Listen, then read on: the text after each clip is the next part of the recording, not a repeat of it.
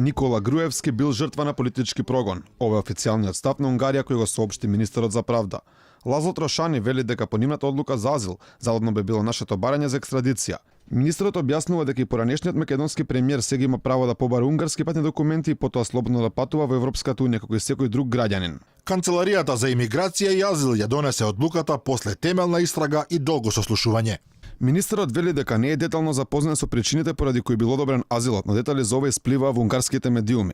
Како една од причините е наведено дека Никола Груевски го посочил случајот кога првиот човек на владата Зоран Заев ја најави пресудата против него, но и дека се нудело одложување на казната во замена за поддршка за уставните измени. Високи владини функционери, братот на премиерот и главниот обвинител му кажале на Груевски на дел од неговите колеги дека ова може да се случи доколку ги убеди пратениците од неговата партија да гласаа за уставните амандмани.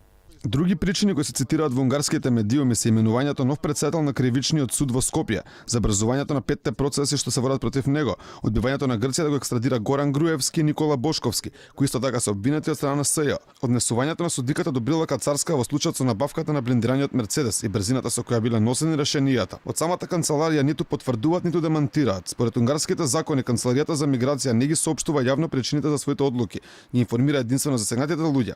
Самиот поранешен премиер вчера во статус на Facebook напиша дека членка на ЕУ и НАТО одговорила позитивно на неговото барање, бидејќи во неговата држава бил жртва на политички прогон. Одлучив да не ја исполнам желбата на СДСМ, додека тие ја разграбуваат и распродаваат државата и националните интереси, да седам затворен со политичка одлука и секојдневно да се борам за преживување во затворот, за каде добив сознание дека ми се подготвува ликвидација. Не избегав од правдата, туку користејќи други меѓународно правно регулирани методи, продолжувам да ја барам правдата за мене и за сите други жртви на политичкиот прогон во Македонија. Шефот на кабинетот на премиерот Виктор Орбан, Гергели Гулаш, изјави дека Македонија има лошо правосудство и очајни услови во затворите и дека за ова потврда били извештаите на Европската комисија и Советот на Европа. Токму овие параметри потенцираше Гулаш се земаат во предвид во постапката за добивање азил во Унгарија.